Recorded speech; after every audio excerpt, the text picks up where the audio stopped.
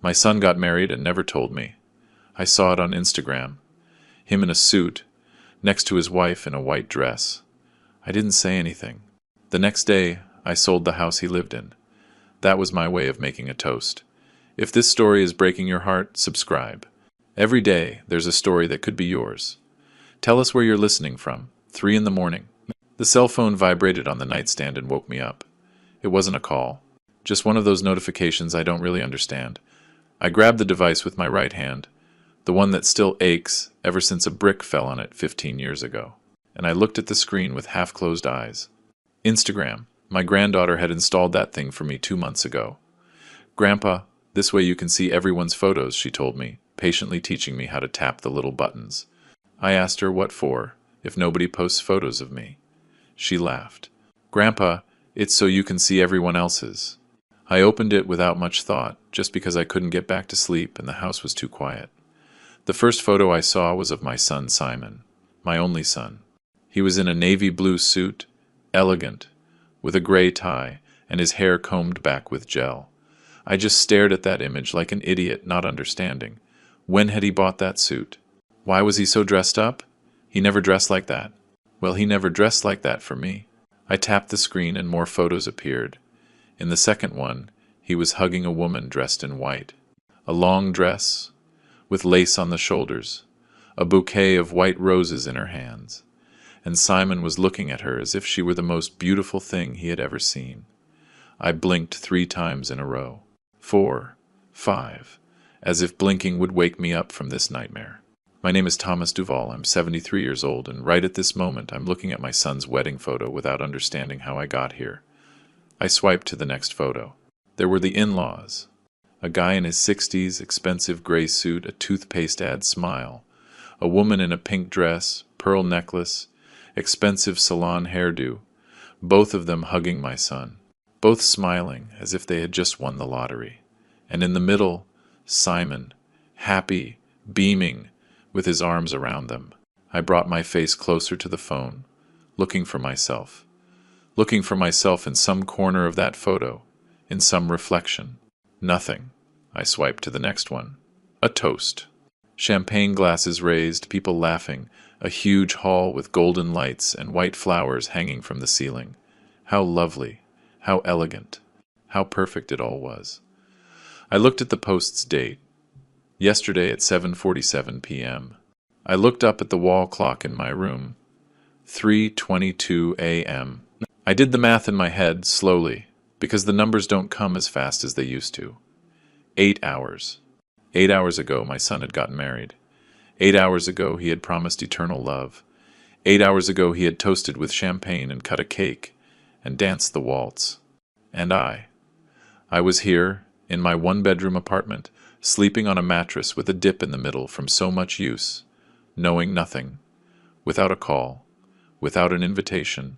Without a dad, I'm getting married on Saturday. Nothing. I went back to the photos. I looked at all of them, one by one. There were about 30 images. 30.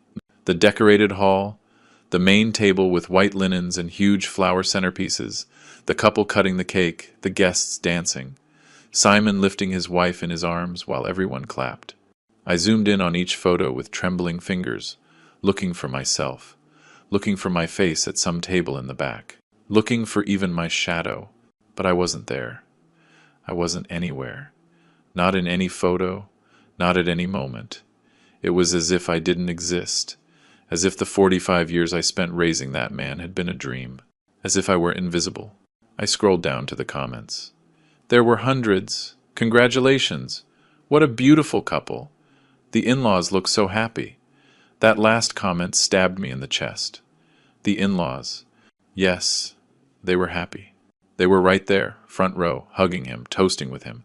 And I, his father, the one who gave him life, the one who worked for 40 years so he'd have a plate of food on the table. I didn't even deserve a mention.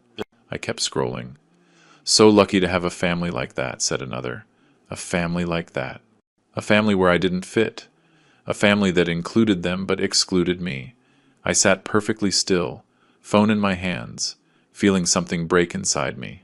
But it wasn't pain. Not yet. It was confusion. It was shock. It was the feeling of being wide awake in the middle of a nightmare you can't escape. I looked at the date again. Yesterday.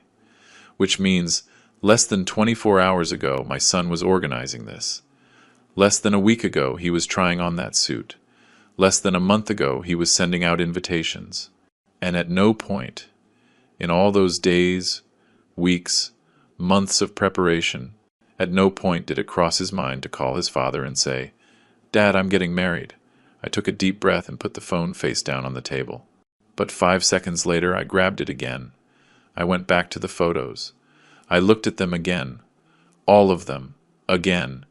As if I needed to confirm they were real, that I wasn't hallucinating, that my son had truly gotten married without telling me. I zoomed in on the toast photo. I counted the tables. 8 tables. 10 people per table. 80 guests. 80 people who did deserve to be there. 80 people who knew about the wedding before I did. Simon's co-workers, the bride's friends, the uncles, the cousins, the neighbors. Everyone, except me. I have a small apartment here in the Bella Vista neighborhood, with a kitchen I barely use. Because why cook if I eat alone? And a living room with an old armchair where I spend my afternoons watching TV without really seeing it. I've been a widower for 5 years, since my wife died of cancer. My son showed up 3 times during the 1.5 years she was in agony. I worked for 40 years as a construction worker until my body just gave out. And I have a son who got married last night without telling me, a son who erased me from his life as if I were a stain that needed to be hidden, a son who taught me that it doesn't matter how much you give. If the other person decides you're worthless, you are worthless. I left the phone on the table and sat on the bed, my back against the cold wall. I didn't cry. Not yet. I just sat there in the dark with my eyes open, staring at nothing. Outside, I could hear the distant bark of a dog, the engine of a passing car, the heavy silence of 3 a.m. when the world is asleep, and you're the only one awake with your pain. I thought about calling him, grabbing the phone, dialing his number, waiting for him to pick up and ask him, "Why, son? Why did you do this to me?" But I didn't, because deep down I already knew the answer, because he didn't want me there anymore. I didn't cry that night. My eyes burned, yes. My throat closed up, yes. But the tears didn't come. Maybe I didn't have any left. Maybe I used them all up crying alone in the hospital, while my wife was dying and my son wasn't answering his phone. Or maybe the pain was just too big to fit into tears. It was bigger than that. It was an emptiness, a huge hole in my chest where a son used to be. I didn't cry that night, but something inside me, something that had kept me standing all these years, that night, it died. And when the sun came up at 6 a.m, I was no longer the same man. My wife Lucy died on a Tuesday in April, at 4:37 inches the afternoon. I was holding her hand when she stopped breathing. A hand that was once strong, that cooked, that sewed, that caressed my face when I came home tired from work. That hand slowly grew cold, and I kept holding it for another half-hour, because I didn't want to let go. Because letting go of that hand meant accepting that Lucy was gone. The cancer took her in a 1.5 years of agony, chemotherapies that didn't work, pain that no morphine could dull. And I was there, every day, sleeping in a chair next to her hospital bed, because I wasn't going to let her die alone. Simon arrived that day at 5:30, an hour late. He walked in smelling like his office, his suit wrinkled, in a hurry. "Sorry, Dad, there was a lot of traffic. Lucy had been asking for him for 3 days straight. Where's Simon?" She'd ask me with her weak voice. Every time she opened her eyes. I would lie to her. "He's on his way, honey. He's coming." But he wasn't coming. I'd call him, and it would go to voicemail. I'd send him texts. "Your mom is asking for you." And he'd reply hours later. "I'm on my way, Dad. I just have an important meeting at work. An important meeting. More important than saying goodbye to your mother who is dying." When he finally arrived that Tuesday, she was no longer conscious. She couldn't speak. She couldn't look at him. Simon knelt by the bed, touched her forehead, and cried for 5 minutes. 5 minutes. Then he hugged me, said, "I'm so sorry, Dad," and left. He had things to do. I worked 40 years in construction. I started at 17, fresh from the countryside, knowing how to do nothing but carry heavy things and follow orders. "Kid, grab those bricks and take them to the 3rd floor," they'd tell me. And I'd go up, under the sun that burns your skin in summer, under the freezing rain in winter. Without gloves, because there was no money for gloves. Without a helmet, because they didn't use them back then. With nothing but my back, my arms, and the need to bring food home. I finished at 57, when my knees couldn't take it anymore, and my back hurt so much that some days I'd wake up and couldn't get out of bed. 40 years carrying bricks, mixing cement, putting up walls, and all that sacrifice had only one name: Simon. Look at these hands. Seriously, look at them. They're covered in scars. This index finger is crooked because a beam fell on it while I was setting up scaffolding. This callus here on my palm is from holding a shovel for so long. These deep lines are from 40 years of hard labor. These hands never signed a big check, never held a college degree, never touched anything delicate. They just worked, they just gave, they just built the life that Simon has now. Every time he sits at his office desk, with air conditioning, hot coffee, and clean hands, he should remember these broken hands that paid for that life. When Simon was 7, he came home from school crying because the other kids were making fun of him. "I don't have sneakers like them, Dad," he told me, his face red with shame. The sneakers he had were from a discount bin, 2 sizes too big so they'd last, with the logo peeling off. I looked at him with a broken heart and said, "Tomorrow, you'll have new sneakers." That night, I worked a double shift. I got home at 2 in the morning, my body destroyed, and the next day, I took him to the shoe store and bought him the sneakers he wanted, the white Nikes with the black stripe. They cost me half my paycheck. But when I saw his happy face, when I saw him running in those sneakers, I knew it was worth it, worth every extra hour, every backache, every penny. I saved for 25 years to buy the house. 25 years putting money in a coffee can I kept hidden in the closet. Every month I'd put in what I could.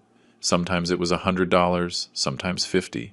There were months I could only put in $20 because Simon needed school supplies, or clothes, or money for a field trip. But I always put in something. Always. While my coworkers bought cars, I kept riding my bicycle. While others went on vacation to the coast, I stayed behind and worked. "Not going anywhere this summer, Thomas?" they'd ask.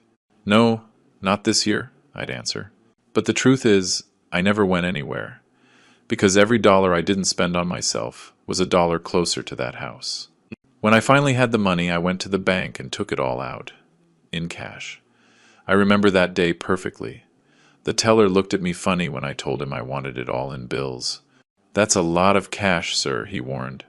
"I don't care," I said. I stuffed it all into an old backpack and walked to the real estate office, hugging that backpack like it was a baby. The agent showed me the house in the Queen's Landing suburb. It was small, 1 bedroom, with a patio the size of a dinner table. The walls needed paint, the bathroom had a leak, the kitchen had broken tiles. But it was mine. "Well, it could be mine. Do you want it?" he asked. I looked at that house, and I saw Simon living there, safe, with his own roof. "Yes," I said, "I want it." And right there, I emptied the backpack onto his desk. The guy counted the bills for half an hour, and when he finished, he gave me the keys. Simon was 28 when I gave him the house. He had just graduated as an engineer. He'd gotten his first stable job and was paying expensive rent for an apartment downtown. I was living in a smaller, cheaper place, enough for just me. One day I called him and told him to come over. When he arrived, I already had the keys on the kitchen table. "Sit down," I told him. He sat, looking confused. I pushed the keys toward him. "What's this, Dad?" he asked. "Your house," I said. "I bought a house with my savings, and it's for you. So you never have to suffer like I did. So you never have to pay rent or live in fear of being evicted. This house is yours, son." He was quiet, just staring at the keys, and then he looked at me, and he cried. That hug was real. I swear on my life. I felt it. He hugged me tight, like he hadn't hugged me since he was a little boy. I felt his arms around me. I felt his shaky breath on my shoulder. I felt his tears wetting my shirt. "Thank you, old man," he said, his voice cracking. "Thank you. I don't know how to thank you for this. It's the biggest thing anyone has ever done for me." I put my hand on his head, like I used to when he had nightmares, and I told him, "You don't have to thank me for anything, son. Just be happy. And remember your old man every once in a while." He pulled away, looked me in the eyes, and told me something I'll never forget. "I'll never let you down, Dad. I promise. Never." I remember that promise every night when I go to bed alone. I hear it in his voice. "I'll never let you down, Dad." But he already has. I never legally transferred the house. I gave him the keys. I said, "It's yours." And he moved in with all his stuff. But the papers, the deed, the title of ownership, everything stayed in my name. It wasn't planned. I just never did it. The process was expensive, complicated. You had to go to a notary, pay taxes. And I thought, it's all for him anyway. When I die, it'll be his. Why waste money on papers? Besides, deep down, I liked knowing it was still mine. That I still had something. Because after giving him my entire life, that house was the only proof that I had existed, that I had done something, that I had been a good father. That hug, the day I gave him the keys, was the last time my son touched me with love. The last time I felt like I truly mattered to him. The last time I was his father, and not just some awkward old man he had to greet out of obligation. After that, everything changed. Slowly, but it changed. The visits got shorter. The calls became more spaced out. The excuses became more frequent. "I can't, Dad. I have work. I can't. I have plans. I can't. I'm busy." And I became smaller and smaller in his life, more and more invisible, until I disappeared completely from his wedding photos. 2 years ago, Simon called me on a Sunday afternoon. I was washing my lunch dishes, alone as always, when the phone rang. "Dad, I want you to meet someone," he said, with a voice I hadn't heard in months. He sounded happy, excited. "I met a girl. Her name is Valerie, and I want you to meet her." My heart skipped a beat. My son, my Simon, had finally found someone. "Of course, son. Whenever you want. Come to the house. I'll make us a barbecue." There was a short silence on the other end. Let's go to a cafe instead, Dad. It's quieter." I didn't understand why a cafe was quieter than my house, but I said yes. We agreed to meet the following Saturday at a cafe downtown, one I'd never set foot in because a cup of coffee there cost what I spent on food for 3 days. I got there half an hour early. I wore my best shirt, the light blue one Lucy had given me years ago, the one I barely wore so it wouldn't wear out. I combed my hair with gel. I cleaned my hands thoroughly. Although the scars and calluses never go away, no matter how much you scrub, I sat at a table in the back and waited, nervous as a teenager. I wanted to make a good impression. I wanted this girl to see me and think, Simon is so lucky to have a father like this. When I saw them walk in, I stood up immediately. Simon was in a nice suit, and she was beautiful. Long brown hair, expensive clothes, a designer handbag. She walked with her back straight, head high, as if she owned the world. I approached them with a huge smile. "Valerie, what a pleasure to meet you. Simon has told me so much about you." She looked me up and down. It wasn't a quick glance. It was slow, deliberate. Her eyes stopped on my light blue shirt, which was already a bit faded. They moved down to my hands, to the scars, to the calluses, to the fingernails that are never completely clean no matter how hard you scrub. Then her eyes moved up to my face, and she held my gaze with a coldness that chilled my blood. "Nice to meet you," she said, without smiling, without offering her hand. Her hands just hung at her sides, as if touching me might infect her with something. I lowered the hand I had extended to shake hers, and shoved both my hands into my pockets, ashamed. Simon cleared his throat awkwardly. "Well, let's sit down." We sat. I ordered a simple coffee. They ordered some long names in Italian that I didn't understand. During that whole meeting, Valerie barely spoke to me. When I asked her a question, she'd answer with one-word syllables, looking at Simon, as if waiting for him to translate. "What do you do for a living, Valerie?" "Business administration." "Oh, that's nice.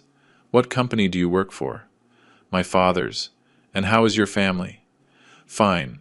Silence. Simon filled the silences by talking about anything. Work, the weather, a show they were watching. I nodded, I smiled. I tried to seem interesting, but I felt invisible, like I wasn't really there. When we finished our coffees, I offered to pay. "No, Dad, I'll get it," Simon said quickly. almost snatching the wallet from my hands. Valerie looked at him with approval, as if telling him, "Good boy." From that day on, something changed. Simon's visits became shorter, more spaced out. Before, he'd come on Sundays and stay all afternoon. We'd drink coffee, watch football, just talk. After meeting Valerie, he'd come for an hour, 2 at most, and he was always checking his watch. "Sorry, Dad, I have to go. Valerie's waiting for me." At first, I didn't say anything. I understood he was in love, that he wanted to spend time with her. But slowly, I started to realize it wasn't just that. It was that she didn't want him to be with me. It was that every minute Simon spent with me was a minute she'd hold against him later. One day I got up the nerve to ask about her. "How's Valerie, son? When do I get to see her again?" Simon changed the subject instantly. "She's fine, Dad. Hey, I hope you can meet her parents someday. They're very interesting people." I went quiet. "I hope you can meet her parents," as if I were someone who needed to be presented to them, as if I were the boyfriend and they were the in-laws. Then I started noticing other things. When I'd call him, he'd answer in a low voice, in whispers. "Dad, I'm with Valerie. Can I call you later?" But he never called later. When I'd send him texts, it took him hours to reply, and when he did, it was a short, dry sentence. "Okay, Dad, we'll talk later. Can't now." One afternoon I invited him for lunch. I had cooked his favorite meal, chicken fried steak and mashed potatoes, just like his mom used to make. I bought the meat from the neighborhood butcher. I breaded it with my own hands. I made homemade mashed potatoes with butter and milk. I set the table nicely, with the tablecloth we used for special occasions. I called him, excited. "Son, I made steaks. Are you coming for lunch?" Silence on the other end. "I can't, Dad. Valerie wants us to have lunch with her family." I stood there with the phone in my hand, looking at the set table, the steak still warm in the pan. "And what about me?" I asked, and my voice came out weaker than I wanted. "Am I not family?" Another silence. Longer, heavier. "Another day, old man," he finally said, and he hung up. I sat down at the table and looked at the 2 steaks on the plate, the steaming mashed potatoes, the glass of ice water, all prepared to share with my son. But my son wasn't there. My son was having lunch with her family, with the in-laws who hugged him and treated him like their own son. I picked up the fork and cut a piece of steak. It was good. Lucy used to make them just like this. But it tasted like nothing. I ate alone, in silence, listening to the sound of the silverware against the plate. And for the first time in 2 years, ever since Simon met Valerie, I allowed myself to think something that scared me. My son was pulling away. And it wasn't by accident, it was on purpose. The following weeks were more of the same, calls getting shorter, visits getting rarer, and when he did come, when he finally showed up at my apartment, he wasn't the same. He didn't relax. He didn't take his shoes off. He didn't sprawl on the couch like before. He'd stand, near the door, as if he were in a hurry to leave. We'd talk about trivial things. The weather, work, nothing important. And I was dying to ask him, "What happened to us, son? What did I do wrong?" But I didn't have the courage, because I was afraid of the answer. Because deep down, I already knew. I didn't fit into his new life. With my worker's hands and my faded shirt and my small apartment. I wasn't the kind of father he wanted to show off to Valerie. One Sunday he called to tell me he couldn't come. "I have a commitment with Valerie's family, Dad. We'll see each other another day." I gripped the phone tightly. "And when is another day going to be, Simon?" "It's been a month since you've come by." He sighed, as if I were bothering him. "Dad, don't start. I'm busy. I have a life. I know, son. I just want to see you. I just want to spend some time with you." Another sigh. "I promise I'll come next week. I have to go now." He hung up. I just stood there, phone in hand, feeling something break inside me. The next week he didn't come, nor the week after, or the week after that. I still didn't understand, or maybe I didn't want to, but she had already decided that I didn't fit, that I wasn't the kind of father-in-law she wanted, that my worker's hands and my way of talking and my simple life were an embarrassment. And slowly, without me realizing it, she was erasing me from my son's life. Not with yelling, not with demands, but with silences, with made-up commitments, with lunches with her family that left mine out. And Simon let her. He let her erase me, because that was easier than defending me. Simon's 35th birthday fell on a Saturday in October. I woke up early that day, with one idea stuck in my head. I was going to make him the 3 milks cake he loved as a kid. The one Lucy made him every year, and he'd devour in 2 days. I went out to buy the ingredients at the neighborhood market. Condensed milk, evaporated milk, heavy cream, eggs, flour. I spent almost everything I had left for the week, but I didn't care. It was my son's birthday, and even though things were strange between us, even though we hadn't really talked in weeks, I was still his father. And fathers celebrate their children. Always. I spent the whole morning in the kitchen, beating the eggs by hand because I don't have an electric mixer, measuring the flour with a coffee mug because I don't have a scale, baking the cake in the old oven that heats unevenly. I had to watch it every 5 minutes so it wouldn't burn. While I waited for it to cook, I prepared the 3 milks mixture, following the recipe Lucy had written down in a stained notebook. When I took the cake out of the oven, I poked it with a fork and poured the mixture over it slowly, watching it soak in. I let it cool, and then decorated it with whipped cream. It wasn't perfect. The happy birthday letters were a little crooked. But I made it with love. That had to count for something. At 6 in the evening, I took the cake, put it in a cardboard box I got from the bakery, and headed for the house, his house. The house I had bought with 40 years of labor. The house I gave him so he would never have to suffer. I walked the 8 blocks with the cake in my hands, feeling my arms get tired, but I didn't care. I kept thinking about his face when he saw the cake, imagining his smile, his hug, his, "Thanks, old man, you shouldn't have."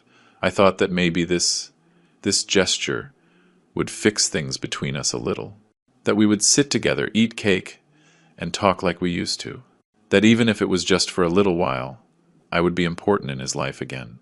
When I got to the house, I noticed something strange. There were cars parked all along the street.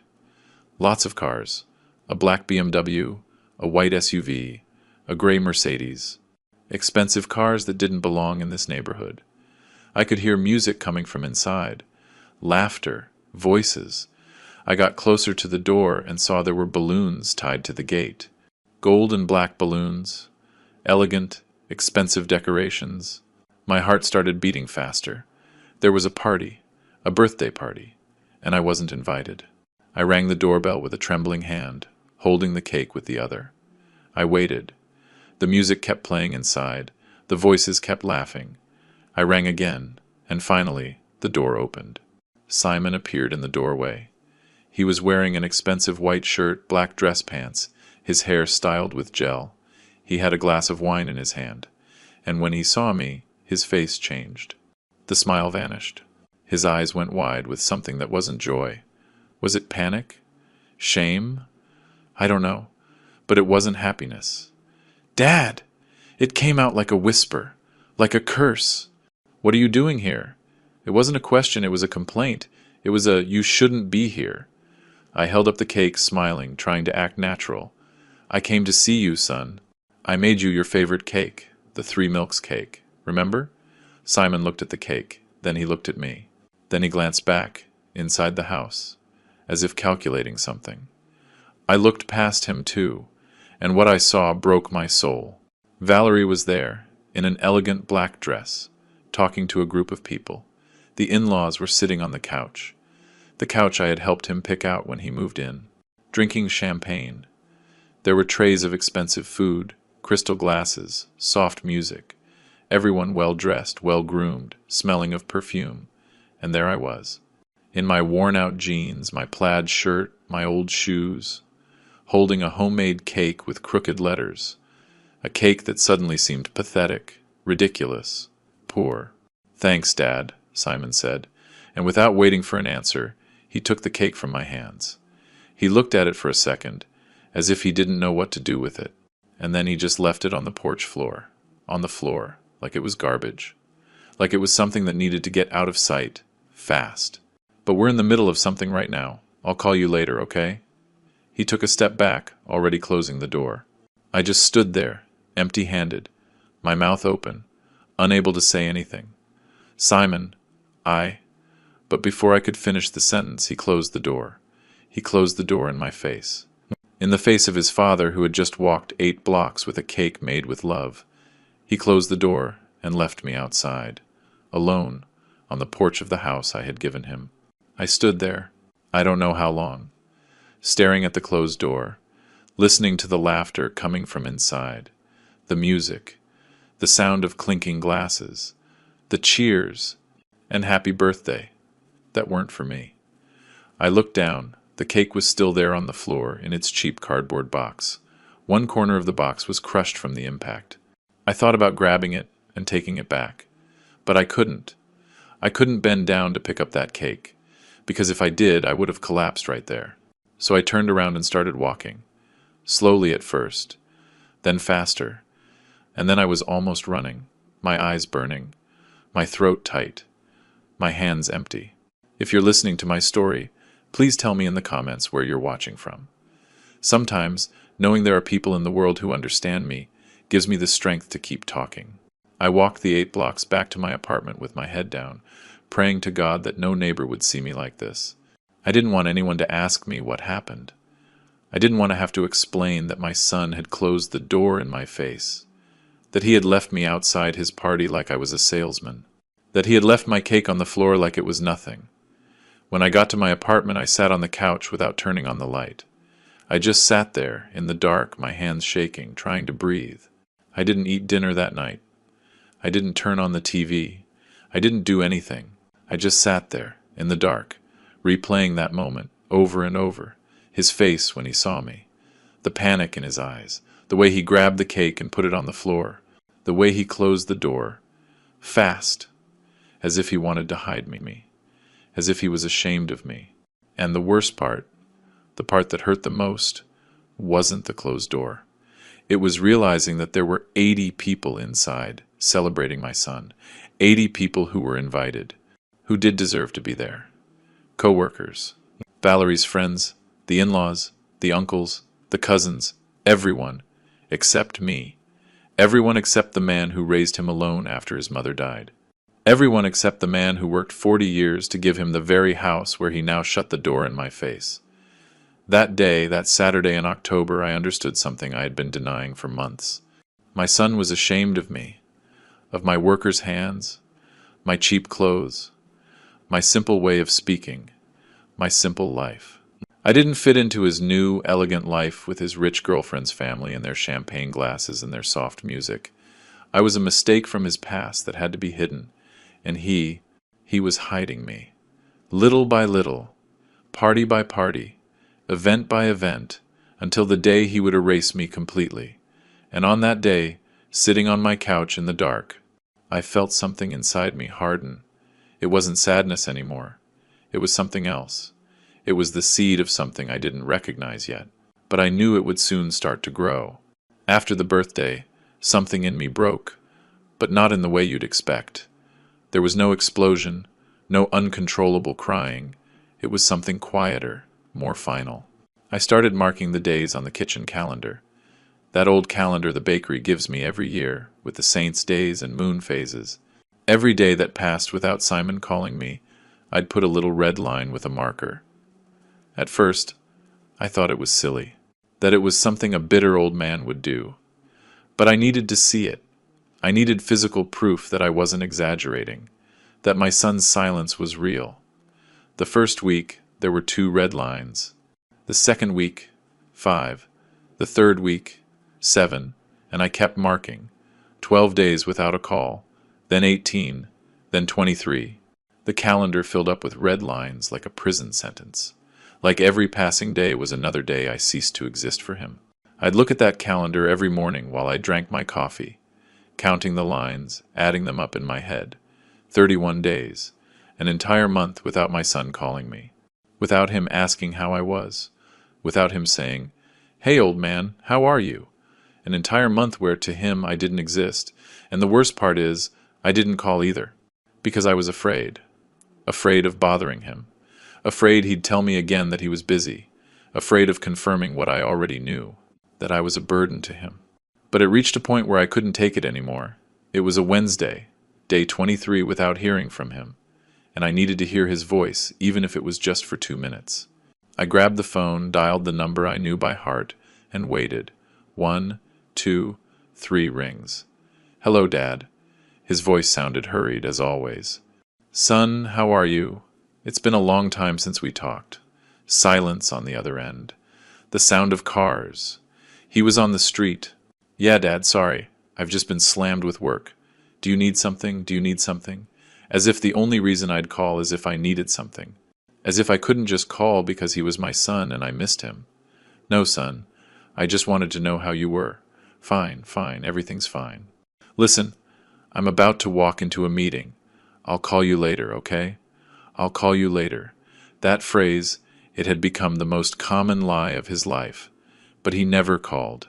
4 more days passed. 5, 6.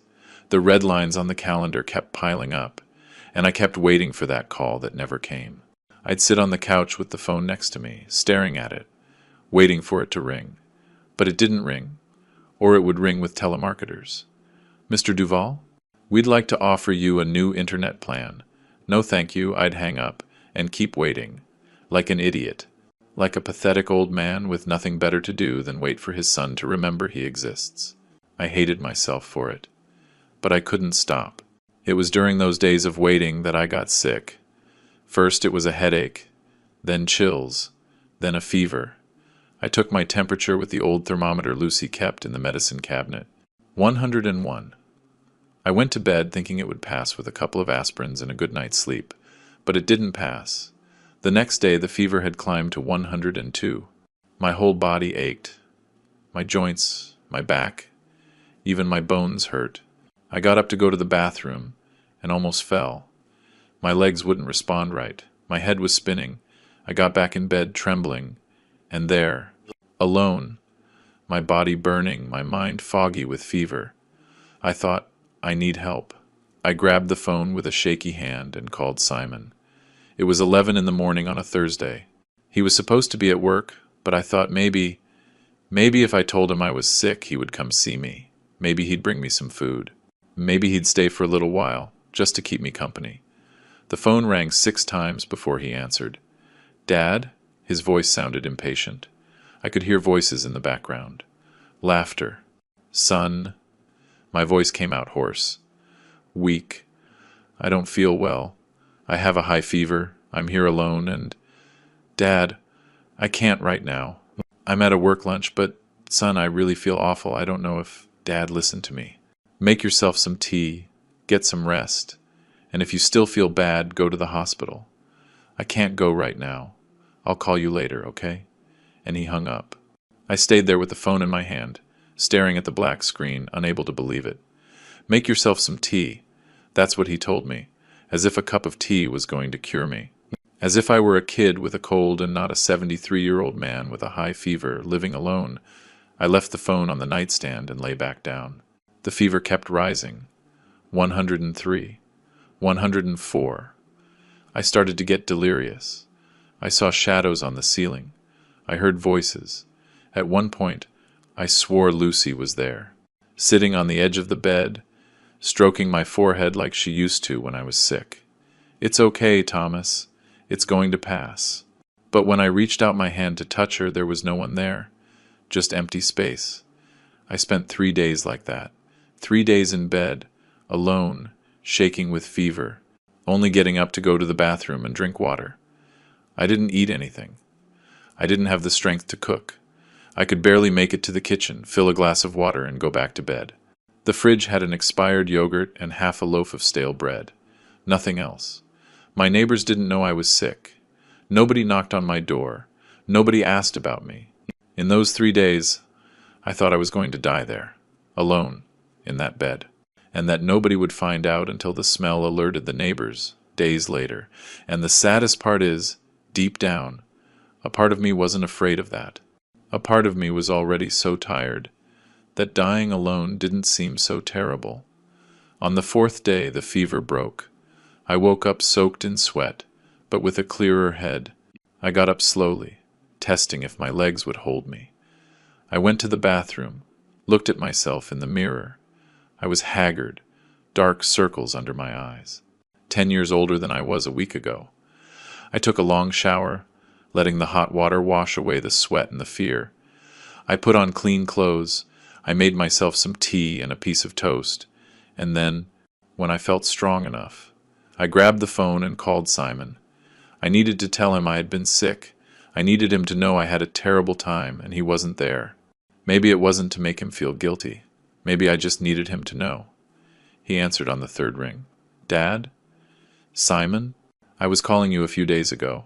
I was sick, very sick. 3 days with a high fever, alone. Couldn't eat, or... Oh, yeah? He cut me off, as if I were telling him it had rained. That's great that you're better, Dad. Listen, I'm in the middle of something important right now. Can I call you later? There was no concern in his voice. No guilt, nothing. It was the voice of someone answering the phone just to be polite, but who is already thinking about hanging up. Simon, I had a really bad time, I thought. Dad, I have to go. We'll talk later. And he hung up. He didn't wait for me to finish my sentence. He didn't ask what was wrong. He didn't offer to come by. He didn't say anything.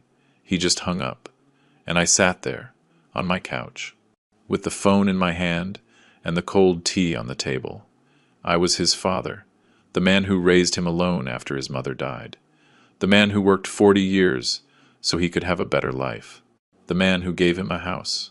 But to him, at that moment, I wasn't that anymore. I was an obstacle, an annoying obligation, an old man who called too much and demanded attention he no longer wanted to give. And the worst part is, he didn't know how to get me out of his life without looking like the bad guy. So he just erased me, little by little, call by call, silence by silence, until I just stopped existing, until I was just a number in his contacts that rang every once in a while, and that he answered with annoyance. 2 months after I was sick, my neighbor from the 4th floor, Martha, came to visit. She's 60, a widow like me. Every now and then she brings me some stew, or we have coffee in my apartment. That day she came over with her phone in her hand and a smile. Mr. Thomas, do you use Instagram? I shook my head. I have the app because my granddaughter put it on there, but I don't know how to use it. Martha sat down next to me. Let me teach you, it's easy. You can see photos of your family, your friends. It's nice. She grabbed my phone and started explaining how to search for people, how to see photos, how to like them. I nodded, trying to understand, but deep down I didn't see the point. Until Martha said, "Look up your son, that way you can see what he's up to." When Martha left, I stayed there with the phone in my hand. Look up your son. The idea made me curious. It had been almost 2 months since I'd seen him. Almost a month since we'd spoken for more than those 2 minutes when I called after being sick. Maybe on Instagram I could see what he was doing, how he was, who he was with. I opened the app, went to the search icon like Martha had taught me, and typed his name, Simon Duval. His profile popped up. His picture was of him smiling, wearing sunglasses, on some beach I didn't recognize. I tapped his name to see more, and that's when I found something I didn't expect. This account is private. I couldn't see anything. Not the photos, nothing. My own son had a private profile, and I couldn't see his life. I felt like an idiot, like a spy. But my curiosity was stronger than my shame. I went back and created a new account. I didn't use my name. I put Peter Towers, a random name, and for the profile picture I uploaded an image of a landscape I found on the internet, nothing that identified me. I searched for Simon again and sent him a friend request from that fake account. Peter Towers wants to follow you.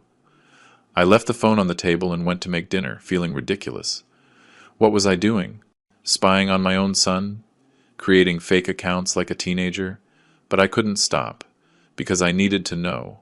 I needed to see what was so important in his life that he had to forget about me. The next day, I checked my phone. Simon had accepted my request. Peter Towers now follows Simon Duval. My heart started beating fast. I went to his profile, and now I could see everything. There were hundreds of photos. I started scrolling, looking at them one by one. Simon at a fancy restaurant, toasting with Valerie. Simon on a trip to the beach with her.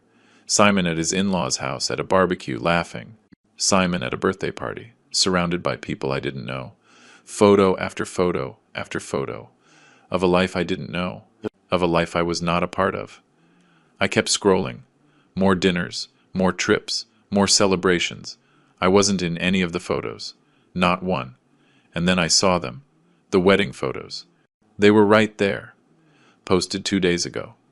My finger froze on the screen. I couldn't believe what I was seeing. Simon in a suit, Valerie in a white dress. An elegant hall, flowers, glasses, happy people. My son had gotten married. He had gotten married, and I knew nothing about it. I looked at the date of the post, 2 days ago. But in the description it said, "The best day of our lives." November 14th. I did the math quickly. Today was the 16th. The wedding had been 3 days ago. No, wait. I read the comments. Beautiful wedding. Congratulations. And then I saw another comment that said, "The party yesterday was so beautiful. Yesterday. The party was yesterday. So." The civil ceremony was 3 days ago, and the big party was yesterday. I froze, trying to process what I was seeing. My son had organized a wedding, a complete wedding, civil ceremony, a reception, a hall, decorations, invitations, catering, a photographer. All of that takes months of planning.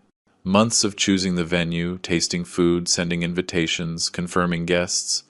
Months where he was busy preparing the most important day of his life. And at no point in all those months did it cross his mind to call me and say, "Dad, I'm getting married." Not even at the end. Not even the day before. Nothing. I found out 2 days later, by spying on his Instagram with a fake account. That's what he had turned me into, a sad old man spying on his son.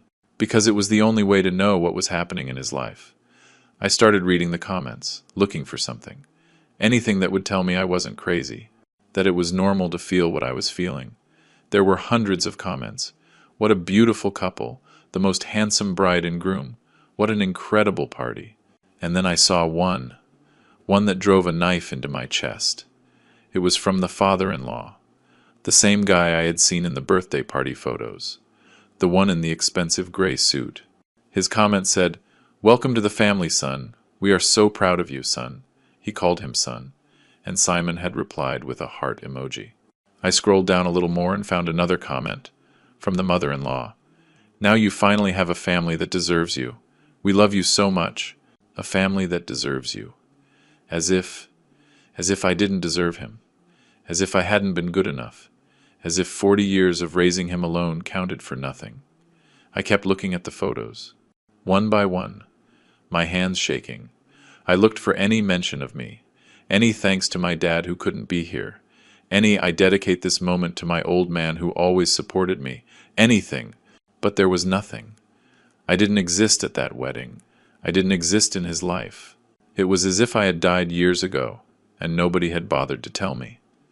I zoomed in on the photos of the hall, looking for myself at a table in the back, thinking that maybe he had invited me and I'd forgotten to go. But no, I wasn't anywhere. I counted the tables. 10 tables. 10 people per table. 100 guests. 100 people who deserved to be there. 100 people who were more important than me. His father. I sat on the couch until it got dark. I didn't turn on the light. I didn't make dinner. I didn't do anything but look at those photos over and over, as if looking at them enough times would make me understand what happened. But there was nothing to understand. It was simple. My son had erased me from his life. He had replaced me. The in-laws were his new parents. Valerie was his new family. And I was the embarrassing past that had to be hidden. The blue-collar father with the broken hands and cheap clothes who didn't fit into his elegant life. I felt something shatter inside my chest. It wasn't pain, not anymore. It was something else. It was clarity. It was finally understanding that I was never going to be good enough for him. That it didn't matter how much I gave him, how much I sacrificed, how much I loved him. It would never be enough. If you've ever been erased like that, if you know what it feels like to be excluded from the most important moments, subscribe to this channel. You are not alone in this pain. There are thousands of people who know what it's like to be invisible to someone who is supposed to love you. I left the phone on the table and just sat there, in the dark, listening to the silence of my apartment. Cars passed by outside. A dog barked in the distance. Life went on, indifferent to my pain. And for the first time in my life, I felt like I didn't want to keep begging for love. I didn't want to keep waiting for my son to remember I existed.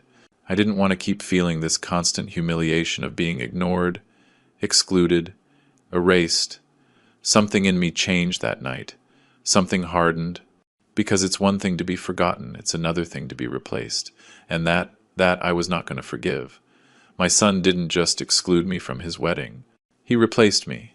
He found new parents who seemed better than me. Parents with money, with a name, with a big house and an elegant vocabulary.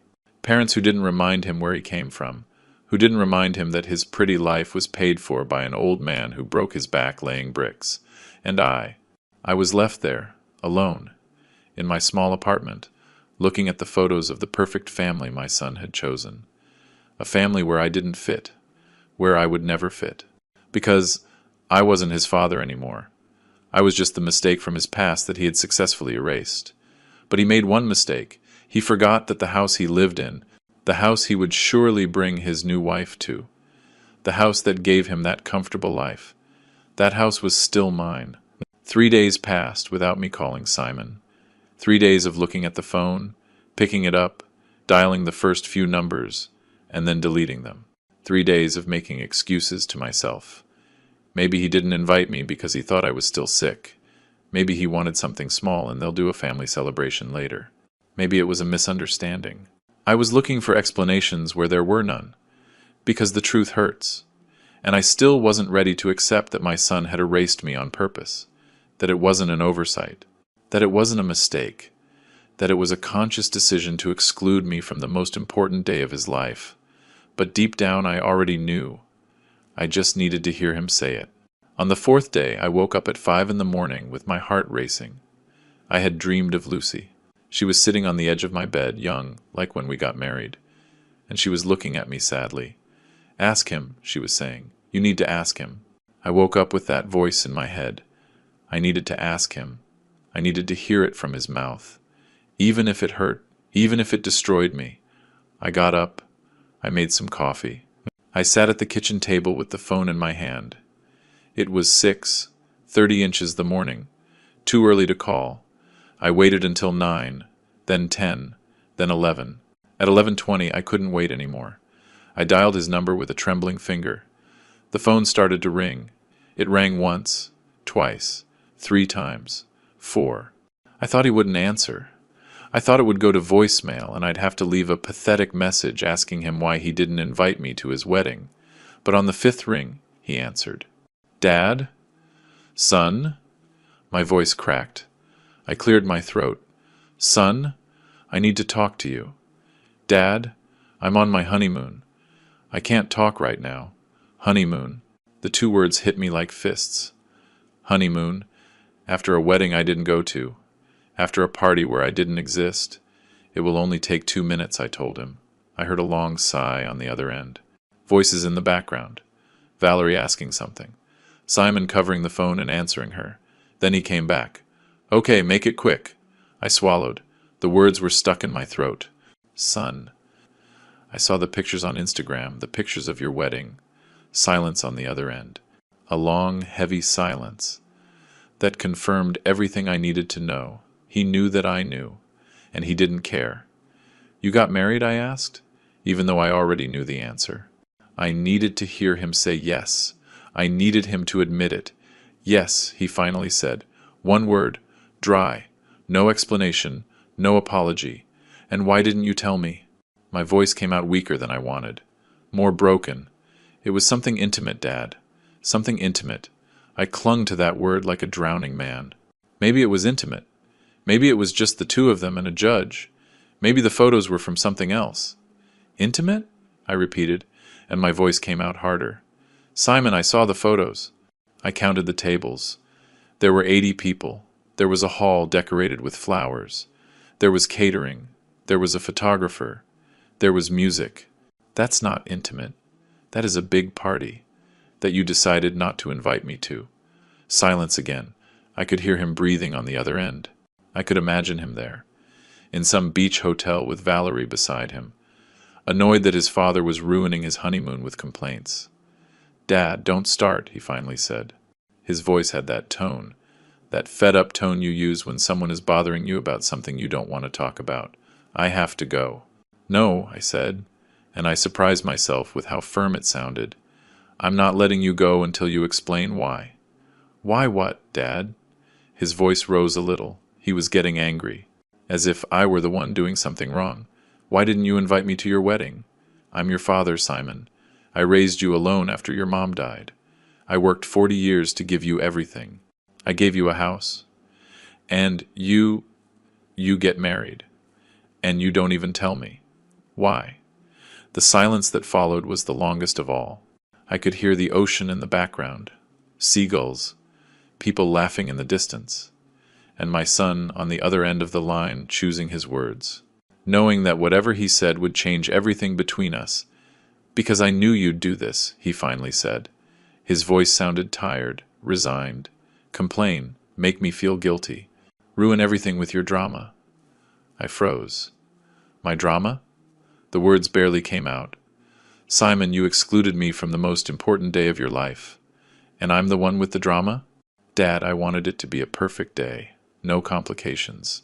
And you're always a complication. A complication." That word went through me like a bullet. I was a complication. I, who gave him life. I, who sacrificed everything for him. I was the problem. "A complication?" I repeated, unable to believe it. "Yes," he said, and now his voice sounded annoyed, as if I were forcing him to say things he didn't want to say. "Valerie and her family are. They're on another level. You understand? And I didn't want you to feel uncomfortable. I didn't want them to see you, and—" He didn't finish the sentence. He didn't have to. I understood perfectly. He didn't want them to see me. He didn't want his elegant in-laws to meet his blue-collar father with the broken hands and cheap clothes. He didn't want me to ruin his image. He didn't want me to remind everyone where he came from. "So you hid me," I said. It wasn't a question, it was a confirmation. "It's not like that, Dad." "Yes, it is, Simon. You hid me as if I were something to be ashamed of." "Dad, stop." He raised his voice for the first time. "It's done. It's over. I can't change the past. If you want to be angry, be angry. But I'm not going to keep talking about this. I have to go. Simon, wait." But he had already hung up. I heard the dial tone, and I just stood there, with the phone pressed to my ear, listening to that sound, unable to move. I sat at the kitchen table for hours. The coffee went cold. The sun moved across the window. The shadows changed places. And I just sat there, with the phone in my hand, replaying the conversation in my head over and over. "You're always a complication. I didn't want them to see you. I'm not going to keep talking about this." Every sentence was a new blow. Every word was a confirmation of what I already knew but didn't want to accept. My son was ashamed of me. It wasn't an oversight. It wasn't a mistake. It was a conscious, planned decision, executed with coldness. He excluded me on purpose, because I didn't fit into his new life, because I was the poor past that had to be hidden. That night, I didn't sleep. I lay in bed, staring at the ceiling, my eyes open in the darkness. The conversation repeated in my head like a broken record, and suddenly, like a lightning bolt, I understood something that chilled my blood. All that distance over the last 2 years. All those excuses. All those short visits and canceled calls. It wasn't because he was busy. It was because he was preparing the ground to erase me. First he pushed me away, little by little, so that when he finally excluded me from his wedding, I'd already be so far out of his life that it would barely be noticeable. It was a plan, a long, calculated plan, to get rid of me without having to give explanations. That's when I understood. It wasn't that he forgot me. It was that he hid me, on purpose, with premeditation, out of shame that I existed. And that hurt more than anything else. Because it's one thing to be forgotten in a moment of madness or stress. It's another thing to be hidden because you're considered an embarrassment, because they think you're a stain on their perfect life. That night, lying in my bed, staring into the darkness, I felt something break forever between us. Something that could never be repaired. Because love can survive many things, but it cannot survive shame. When your child is ashamed of you, that's the end of everything. I didn't call him again. I didn't send him messages. I didn't complain anymore. The silence that followed that conversation was different from all the silences before. Before, when he didn't call, I suffered. I waited. I'd look at the phone, praying for it to ring. But now, the silence was mine. It was my decision. And there was something liberating in that. Something that gave me back a little bit of dignity. The days passed. 1 week. 2 weeks. Simon didn't call either. He didn't ask how I was. He didn't try to fix things. And I started to plan. I started to think. I started to remember something I had forgotten. The house was still mine. I woke up one Tuesday at 6 inches the morning with a mental clarity I hadn't had in months. I got up, made myself a strong coffee, and went straight to the bedroom closet. In the back, hidden behind some old boxes, was the small safe that Lucy and I bought years ago to keep important documents. I pulled it out carefully, put it on the bed, and entered the combination I knew by heart. 2, 7, 0, 3. Simon's birthday.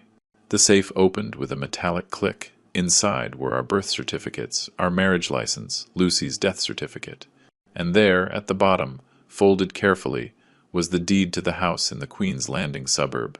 I took it out with shaking hands. I unfolded the yellowish paper, worn from the years, but perfectly legible. There it was, title deed, and below, in clear letters, owner, Thomas Duval, my name, my ID number, my signature, the date of purchase, the 12th of March, 2015, almost 10 years ago. I ran my fingers over the letters, feeling the texture of the paper, remembering the day I signed this, the day I became the owner of something for the first time in my life. I searched every page for any mention of a transfer to Simon, any signature of his, any attached document. Nothing. There was nothing, because I never did the legal transfer. I gave him the keys. I said, "It's yours." But legally, officially, the house was still mine. It had always been mine. I sat on the edge of the bed with the deed in my hands and just stared at it for an hour, maybe more. The sun came in through the window and moved across the floor. The sound of cars outside, a dog barking. Life went on while I held that paper and made the most important decision of my life. I remembered every brick I paid for with my sweat, every extra hour I worked, every time my back ached and I kept going anyway because I needed the money, every penny I saved for 25 years. That house wasn't just a gift. It was my entire life converted into walls, and I gave it to him, thinking I was giving him security, love, a future. But I was wrong.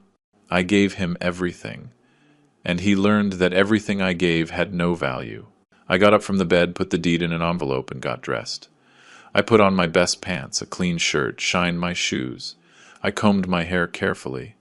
I looked at myself in the mirror. The man looking back at me was not the same one who had been crying in silence for months. He was no longer the desperate father begging for attention. He was something else. He was someone who had understood something fundamental. You don't beg for dignity. Either they give it to you, or you take it back yourself. And if my son had decided I didn't even deserve a place at his wedding, then he didn't deserve the greatest gift I had ever given him. The house was going to stop being his. Not because I was vengeful, but because I finally understood that giving everything without being valued isn't love. It's self-destruction. At 9 in the morning, I grabbed the phone and looked in my contacts for the number of Mr. Ernest Miller, a neighborhood lawyer who had helped me with the paperwork when Lucy died. I dialed. He answered on the third ring. "Mr. Thomas, what a surprise. How are you?" His voice was warm, kind. "Mr. Miller, I need to sell a property. Today." There was a silence on the other end. "Today? Mr. Thomas, those things take time.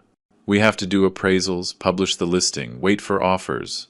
"No," I interrupted him. My voice sounded firmer than I expected. "It has to be today, or tomorrow at the latest. It's urgent."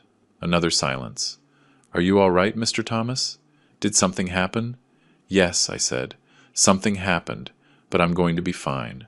I just need you to help me sell that house as quickly as possible." Mr. Miller asked me to come to his office at 11. I arrived on time, with the envelope holding the deed under my arm. He showed me into his office, offered me a coffee, which I accepted even though my hands were shaking. He sat behind his desk and looked at me with those lawyer eyes that have seen it all. "Tell me, Mr. Thomas, why the rush?" So I told him. Not everything. I didn't tell him about the wedding. I didn't tell him my son was ashamed of me. I just told him I had decided to sell the house that was in my name, that my son lived there, but that legally it was mine, and I needed to do it fast. He nodded, without judgment, and said, "I'll make some calls. I have a client who is looking for a house in that neighborhood for his daughter. Maybe he'll be interested." At 3 in the afternoon, Mr. Miller called me. "Mr. Thomas, I have a buyer. He wants to see the house tomorrow, first thing in the morning. If he likes it, he's willing to pay cash and close in 48 hours. My heart sped up. Cash? Yes. He's a businessman who wants the house for his daughter, who's getting married next month.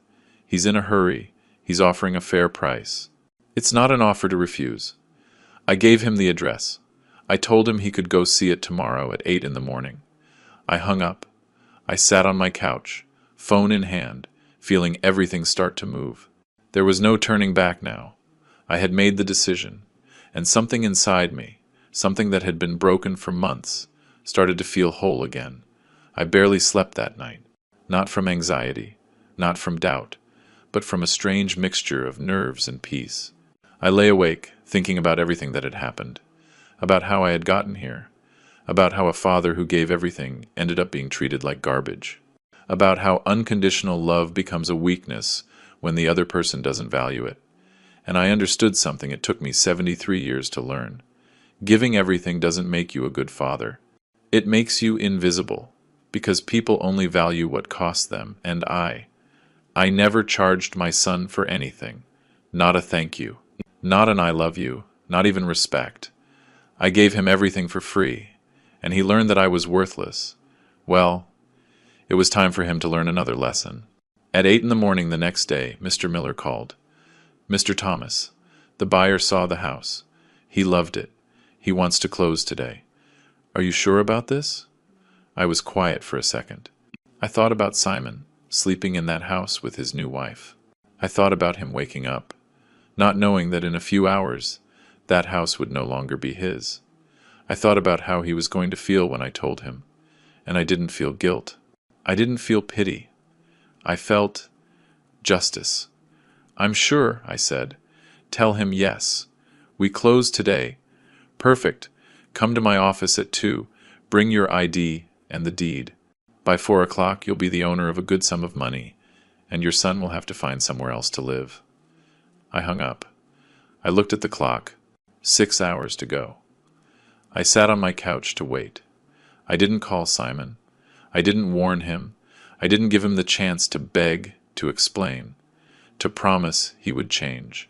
Because I didn't want his empty promises anymore. I didn't want his last-minute apologies. I wasn't taking anything from him that was actually his.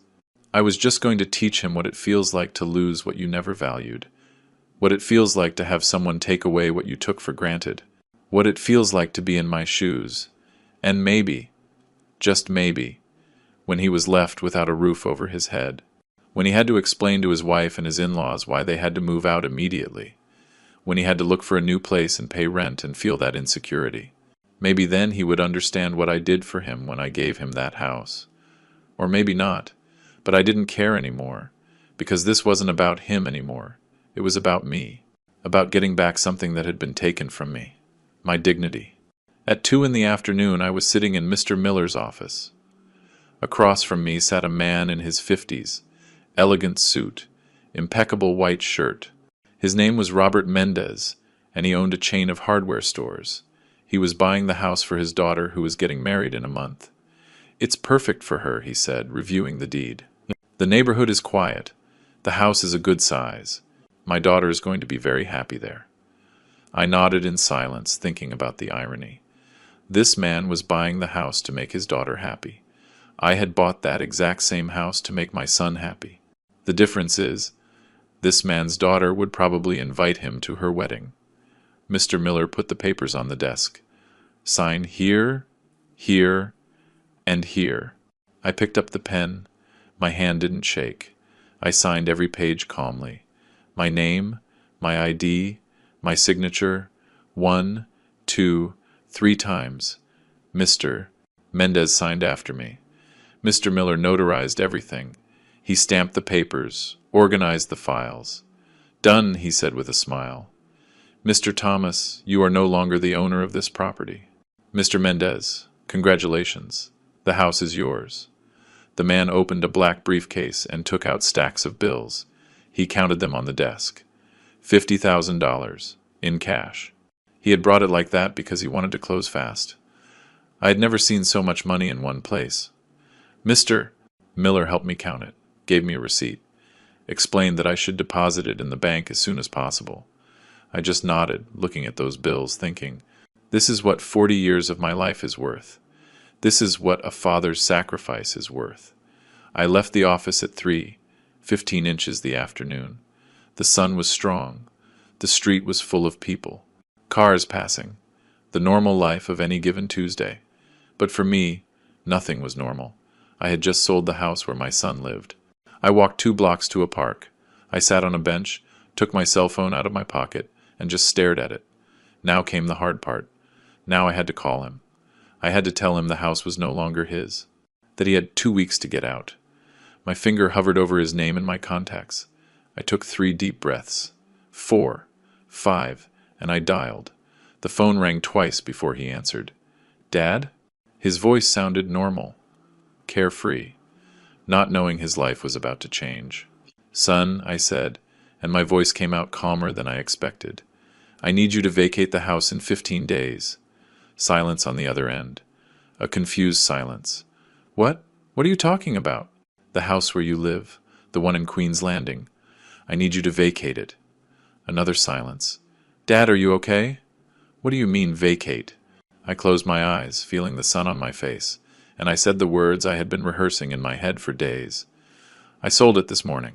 The silence that followed was absolute. I could hear him breathing. I could feel his brain processing what he had just heard. I could picture his face, and then, like an explosion. You did what? His voice almost broke my eardrum. He was screaming. What did you do, Dad? You sold the house? Yes, I said calmly. The house was mine, Simon. It was in my name. And I decided to sell it. I signed the papers an hour ago. No, no, that can't be. That house is mine. There it was. The sentence I was waiting for. No, son, I said, and every word came out clear, firm, without hesitation. That house was never yours. I gave you the keys. I told you it was yours, but I never legally transferred the deed. The title was always in my name. It was always mine, and now it belongs to someone else. I heard a noise on the other end, like he had thrown something. Dad! That is my house. I live there with my wife. You can't do this. Your wife, I repeated, and I let those 2 words hang in the air for a moment. That woman I don't know. That woman you married without inviting me. That woman you chose when you decided I didn't deserve to be in your life. Dad! This has nothing to do with that. It has everything to do with that, Simon. It has everything to do with you erasing me from your life like I was garbage. As if 40 years of raising you meant nothing. As if giving you a house didn't even earn me an invitation to your wedding. His breathing was heavy. I could hear him pacing, panicking. Dad, please don't do this. We can talk. We can fix things. There's nothing to fix, I said. The papers are signed. The money is in my pocket. The new owners take possession in 2 weeks. Dad, you can't do this. His voice broke. Now there was desperation. Now there was fear. Where am I going to live? What do I tell Valerie? What do I tell her family? I don't know, son, I said, and my voice was still calm, serene, as if we were talking about the weather. I guess you'll have to find an apartment to rent. You'll have to scrape together money for a security deposit. You'll have to live with the insecurity of not knowing if they'll renew your lease next year. You'll have to live like I lived for 50 years. Maybe then, you'll understand what I did for you when I gave you that house. But I can't afford rent right now. We just got married. Valerie, quit her job. We're on our honeymoon. Then cut the honeymoon short and come back to find a place to live. You have 2 weeks. Have a good trip, son. And I hung up. I turned off my phone. Completely. I didn't put it on silent. I turned it off. I sat there on that park bench, with the sun setting on my face, feeling something strange in my chest. It wasn't joy. It wasn't sadness. It was relief. It was the feeling of having done something I should have done a long time ago. Taking back my dignity. Stopping my begging for love. Stopping my acceptance of crumbs. I sat there for half an hour, 40 minutes, watching people pass by. Kids playing in the park. Pigeons pecking at the ground. Normal life just continued, while my life changed forever. Then I got up, walked to the nearest bank, and deposited the money. All of it. Every last bill. It was mine. Legally. Morally. I had earned it with my sweat, and now it was in my account. When I left the bank, I turned on my phone. Immediately, it started vibrating. 1 missed call. 2, 5, 10, 20, 47 missed calls, all from Simon, and messages, dozens of messages. I opened them and read them, one by one, without answering any. Dad, please, pick up. Dad, I need to talk to you. Dad, you can't do this. I'm begging you, call me. Dad, please, you have to understand. I didn't mean to hurt you. Dad, answer me. I'm begging you. I'm desperate. I don't know what to do. Valerie is crying. Her family wants to talk to you. Dad, please. I read them all, and I felt nothing. Well, I did feel something. I felt satisfaction. Because now he was looking for me. Now it was urgent. Now I was important. But not because he loved me, because he needed something from me. I put the phone in my pocket without replying. I kept walking to my apartment. I climbed the stairs slowly, my knees aching, as always, but I felt lighter. I entered my home, closed the door, and stood in the middle of the living room, my small apartment, my old armchair, my kitchen I barely use, my simple life, my humble life. But it was my life, and for the first time in years, I felt like it was enough, that I was enough. I didn't need my son to validate me. I didn't need him to invite me to elegant events. I didn't need to be part of his perfect life. I had my own life, and my own dignity. And right now, that was worth more than any house. Now he was looking for me. 47 calls in 2 hours. But it wasn't because he missed me. It wasn't because he realized he loved me. It was because I took something from him. Because I finally made him feel what I had felt for years. The insecurity, the fear, the loss. And I realized something fundamental. People only look for you when they need something from you. As long as I had things to give, as long as I was useful, I existed. But when I stopped giving him everything, when I stopped being the father who sacrifices in silence, when I finally set a boundary, then he reacted. But it was too late, way too late. Because you can't get respect back by begging. You get it back by acting. And I had finally acted. The next day, at 8 in the morning, someone pounded on my door. It wasn't a normal knock. It was a desperate, angry pounding. 3 hard bangs, then 4, then 5 in a row, like they wanted to break the door down. I was in the kitchen drinking my coffee. I left the mug on the table and walked to the door in no hurry. I knew who it was. I had been expecting him. I opened the door, and there was Simon. His eyes were red. His face was a mess. His hair was disheveled. He was wearing the same clothes as yesterday. It was obvious he hadn't slept. It was obvious he had driven all night from the beach, from his honeymoon, to get back here. He looked at me with a mixture of fury and desperation. "We need to talk," he said, his voice hoarse and broken. I didn't say anything. I just stepped back and let him in. He entered like a hurricane, walking straight into the living room, spinning around to face me with his fists clenched. "How could you do this to me?" His voice was shaking. He was on the verge of exploding. I closed the door calmly, walked to my armchair, and sat down. I looked at him from there, calm, not upset. And that calmness seemed to make him even angrier. I'm talking to you! How could you sell the house without telling me? How could you? I asked, my voice low and serene. He blinked, confused. How could I what? Get married without telling me, I said. How could you do that? He was quiet for a second, searching for words. That's different. No, I interrupted. It's exactly the same. Simon rubbed his hands over his face, frustrated. Dad, that's in the past. We can't change it. But this we can fix. Call the buyer. Tell him you changed your mind. Give him his money back. You still have time. I just looked at him in silence. My son, the man I raised, the man I gave everything to, and I recognized nothing of myself in him. No, I said simply. What do you mean, no? He raised his voice again. Dad, I didn't do anything bad enough for you to leave me homeless. Nothing? I repeated, and something in my voice made him go silent. Simon, you excluded me from your wedding, from the most important day of your life. You hid me as if I was an embarrassment. You erased me as if I didn't exist. I didn't want to hurt you. Exactly, I said. You didn't do anything. You didn't invite me. You didn't call me. You didn't give me an explanation. You did nothing. He started pacing, desperate. It was Valerie, she thought. She thought you wouldn't fit in with her family, that it would be awkward. There was a steel in my voice now. What did you think, Simon? I don't care what Valerie thought. I don't care what her family thought. I care what you thought. Did you want me to be there? The silence that followed gave me the answer. He looked down. His hands were shaking. He opened his mouth, closed it, tried again. I thought. His voice came out as a whisper.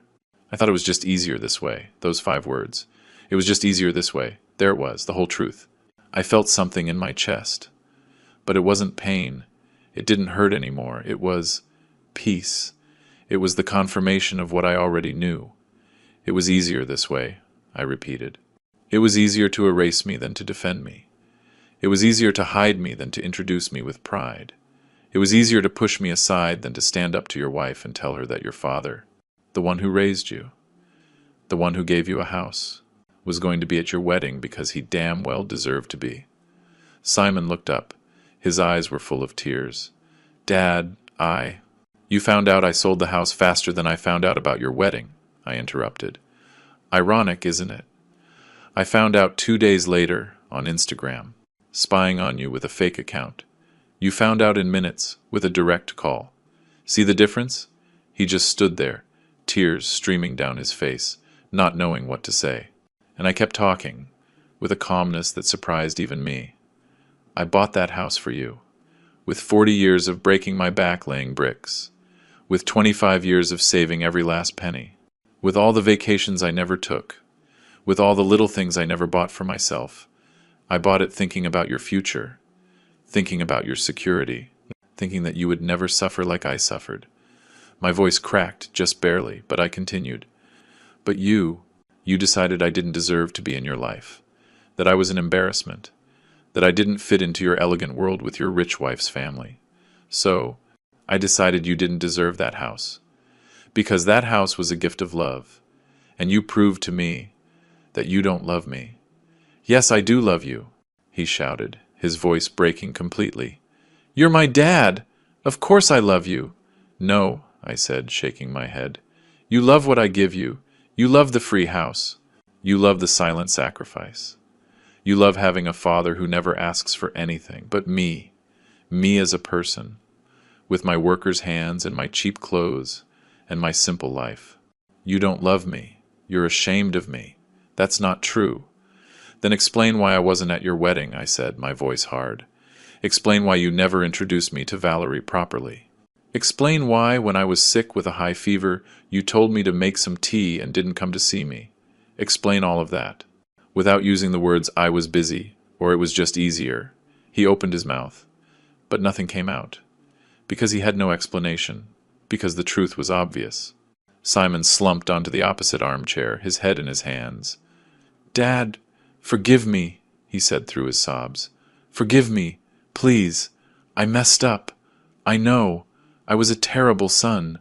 But please, don't leave me homeless. Please, do it for me. For everything we had together, I watched him cry. This 35-year-old man, crying like a child. And I felt nothing. Or not exactly nothing. I felt pity. But not the kind of pity that makes you give in. The kind of pity you feel for someone who is finally facing the consequences of their actions. I can't, son, I said softly. Forgiveness is for first times, for honest mistakes. But this wasn't a mistake. This was a decision you made, one that lasted for months. Months of planning a wedding without inviting me. Months of watching me suffer and doing nothing. I can't forgive that. But I'm your son, he said, lifting his head, his face wrecked. I'm your only son. I know, I said. And that house was the only asset I had. The only thing I had left from 40 years of work, and I gave it all to you. Everything. And it wasn't enough. I was never enough for you. So I decided that you weren't enough to keep what I built. I stood up from my armchair, went to the kitchen, grabbed my coffee, took a sip. When I came back to the living room, Simon was still there, sunk into the chair, crying silently. You have 2 weeks to vacate, I told him. If you need help moving, let me know. I can come help you pack. But the decision is made. The house isn't yours anymore. It never really was. Simon stood up slowly, as if every muscle in his body was heavy. He looked at me with his red eyes, with a mixture of pain and something else. Hate? Resentment? I don't know. He walked to the door, paused with his hand on the knob. I'm never going to forgive you for this, he said without turning around. That's fine, I replied. I'm not going to forgive you for what you did either. He opened the door and left. The door closed behind him with a soft click, and I just stood there, in the middle of my living room, coffee in hand, waiting to feel something. Guilt, regret, pain, but the only thing I felt was silence. A clean, weightless, anguish-free silence. And then, slowly, something else. Peace. I went to my old armchair, sat down, and for the first time in years, I breathed easy. Sometimes, getting your dignity back costs you a house. It costs you relationships. It costs you family. But believe me when I tell you, it's worth every penny. It's worth every tear. It's worth every uncomfortable moment. Because living without dignity isn't living. It's surviving. Begging for crumbs of love from people who don't value you. And I was tired of begging. I was tired of being invisible. I was tired of accepting anything just so I wouldn't be alone. That house is gone. My son is gone too, in a way. But I got myself back. I got back something I had lost years ago, in respect for myself. And sitting in my armchair, drinking my coffee, looking out the window, I finally felt at peace. It wasn't the peace of having everything. It was the peace of knowing I would never again accept less than I deserve. And that is priceless. What about you? What would you have done in my place? Would you have given him your dignity along with that house? Or would you have done the same thing I did? If this story stirred something inside you, if it made you feel anger, sadness, or even relief, leave me a comment down below telling me what you think. Give it a like if you think I did the right thing, or tell me if you think I was wrong. And subscribe to William's Revenge Stories to hear more stories like this. Stories of real people who one day said, enough, and took back their dignity. It means more than you can imagine. It means we're not alone in this pain, that there are thousands of people who understand what it feels like to be invisible to someone who is supposed to love you. Thanks for listening to the end. I'll see you in the next story, where we'll keep sharing these truths that hurt, but that need to be told. Until the next story.